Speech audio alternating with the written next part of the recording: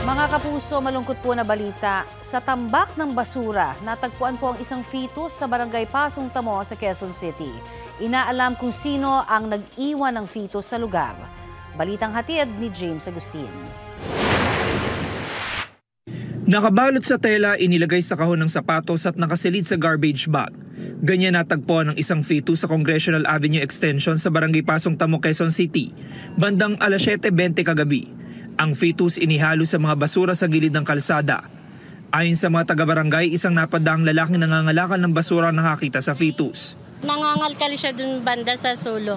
May nakita siya nakasupo. Tapos nung inopen niya yung supot, nakita niya po na may fetus talaga. Tapos nagpunta po siya sa kanto ng pilan kasi doon po nakatalaga yung TMR yun na naka-assign.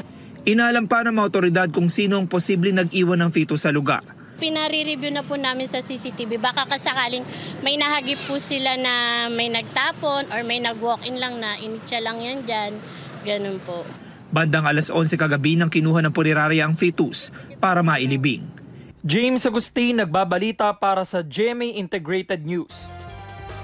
Alternative learning modality muna ang ipatutupad na klase sa buong lalawigan ng Laguna hanggang katapusan ng Oktubre. Ayon sa provincial government ng Laguna, walang face-to-face classes sa lahat ng public at private schools simula ngayong araw. Paghahanda raw ito sakaling gumalaw ang West Valley Fog. Magsasagawa ng inspeksyon ang provincial government sa kalidad ng mga school building. Hinikayat din ang mga residente na patibayin pa ang kanilang mga tahanan. Una nang sinabi ng Philippine Institute of Volcanology and Seismology o PHIVOLCS na hindi magdudulot ng paggalaw sa West Valley Fault ang serye ng malalakas na lindol kamakailan sa ilang bahagi ng bansa. Hindi rin po nahuhulaan kung kailan ito tatama. Nagpaalala naman ang Department of Education sa mga lokal na pamahalaan na gawing balanse ang public safety sa learning continuity. Ang class suspensions ay bahagi po ng mga hakbang para matiyak ang kaligtasan ng mga estudyante, faculty at staff habang isinasagawa ang mga gawain para sa kahandaan sa sakuna. Hinihikayat din ang kagawaran na makiisa ang mga magulang, guro at LGUs sa mga inisyatibang ito upang matiyak na handa at ligtas ang lahat. Ito ang GMA Regional TV News. Mainit na balita mula sa Luzon, hatid ng GMA Regional TV. Patay po ang isang lalaki sa Dilasag, Aurora matapos makuryente. Chris, saan siya nakuryente at naaksidente? Connie, nakuryente siya sa ginamit niya sa panguhuli ng isda. Kwento ng ina ng biktima, dumayo ang anak at iba pang residente sa isang sakahan para manghuli ng igat o eel na ibebenta sana. Nakita na lang daw ng mga kasamahan niya ang 26 anyos sa si Jojo Rosal na nakasubsob sa sakahan. Sinubukan pa siyang dalhin sa ospital pero idineklarang dead on arrival. Sa ilalim ng Republic Act 6451, bawal po ang paggamit ng kuryente sa pangingisda sa mga freshwater area ng Pilipinas, gaya ng mga lawa, ilog, dam at irrigation canal. Sa Mangalda naman, dito sa Pangasinan, huli cam ang pagtangay sa isang tricycle.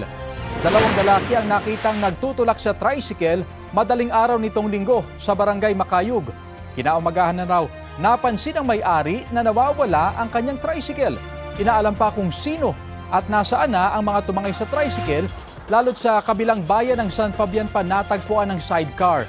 Nakikipag-ugnayan na rin daw ang mga otoridad sa iba pang barangay para sa mga posibleng kuha ng CCTV na pwedeng makatulong para matunton ang mga sospek. Hindi sumipot si Transportation Undersecretary Ricky Alfonso sa LTO matapos ipatawag kasunod ng away kalsadang kinasangkutan ng kanyang driver at dahil na rin po sa maling protocol plate na nakitang nakakabit sa kanyang sasakyan. Balitang hatid ni Oscar Oida.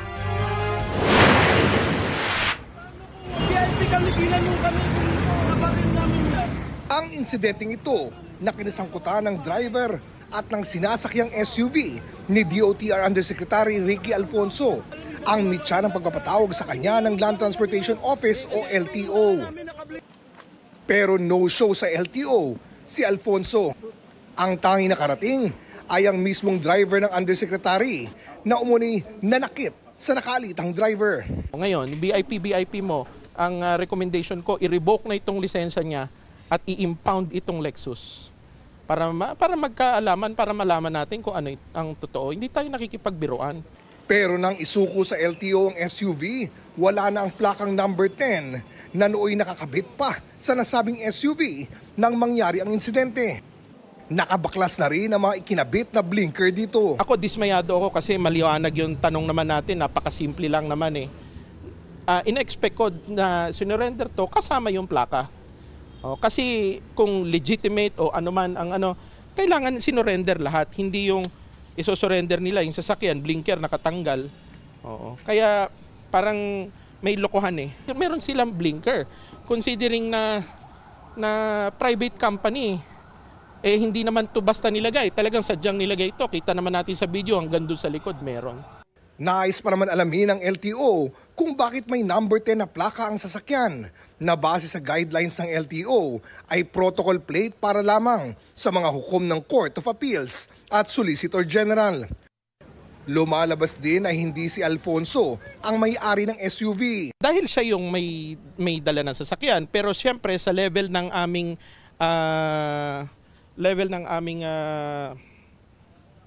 power, yung sasakyan at driver lang kasi yun lang naman ang ng LTO. Pero siyempre kailangan din magpaliwanag sa amin kasi nakakonect lahat eh. Sinusubukan pa namin makuha ang panig ni Alfonso. Ayon naman kay DOTR Secretary Giovanni Lopez, nag-file na ng indefinite leave of absence si Alfonso. Yusek Alfonso nag-file po ng leave of absence dahil while pending itong investigation po. I may suggest kay Yusek Alfonso might as well indefinite until pending yung investigation. Ganun naman po talaga ang proseso. Ang pinakalayunin at purpose naman po niyan ay yung respondent will not exert influence sa pag-iimbestiga. Inaasahan na rin umano ng kalihim ang paliwanag ni Alfonso anumang sandali matapos siya mag-issue ng notice to explain. Sa DOTR naman po gumugulong na po yung administrative case ni Yusek Alfonso. Pinagbabawal na sa kahit na sinong opisyal at empleyado ng DOTR at attached agencies nito na gumamit ng protocol license plates at wangwang. Ayon sa kalihim, wala raw VIP sa kanilang departamento. Alam naman po natin na yung paggamit ng protocol plates, wangwang o blinkers, naaabuso. Abuso sa mga kapangyarihan, yung ibang nasa gobyerno. At gusto lang po namin iparating that under my watch po, ang DOTR family kasama ang attached agencies, sectoral offices, wala pong VIP sa amin. At hindi po kami papayag na may abusado na VIP ang turing sa isang taong gobyerno. Oscar Oida, nagbabalita para sa GMA Integrated News. Pasado na sa Kamara ang panukalang 2026 national budget na mahigit 6.7 trillion pesos. Pinaboran po ito ng 287 kongresista. 12 ang tumutol at 2 ang nag-abstain. Sa ipinasang budget, tinanggal ang 255 billion pesos na flood control project mula sa DPWH at inilipat ang malaking bahagi sa mga sektor ng edukasyon, kalusugan at agrikultura. Kasunod po ng Kamara, Senado naman ang kailangan mag-aproba ng bersyon nito ng panukalang budget. Pagkatapos, tatalakayin ito sa Bicameral Conference Committee para i-reconcile ang magkakaibang probisyon bago papirmahan sa Pangulo.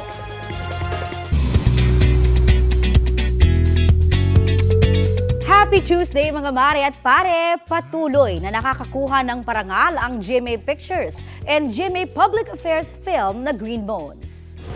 Wagi ito ng Best Film at Best Picture sa Gawad Parangal ng Bayaning Pilipino. Kinilala naman bilang Best Actor si Kapuso Drama King at Sanggang Dikit for Real star Dennis Trillo para sa natatanging niyang pagganap bilang Domingo Zamora. Winner din ng Best Director si Kip Banda ng Balota, habang Best Actress si Teacher Emmy na si Kapuso Primetime Queen Marian Rivera. Oh my gosh, first Cinemalaya ko po! Ang memorable win naman para kay Kapuso star Rochelle Pangilinan. Naiuwi kasi niya ang Best Supporting Actress Award para sa kanyang Cinemalaya debut film na Child No. 82, Anak ni Boy Canak. Best Ensemble Performance naman ang nakuha ng pelikulang Open Endings nina Jasmine Curtis Smith at Clea Pineda.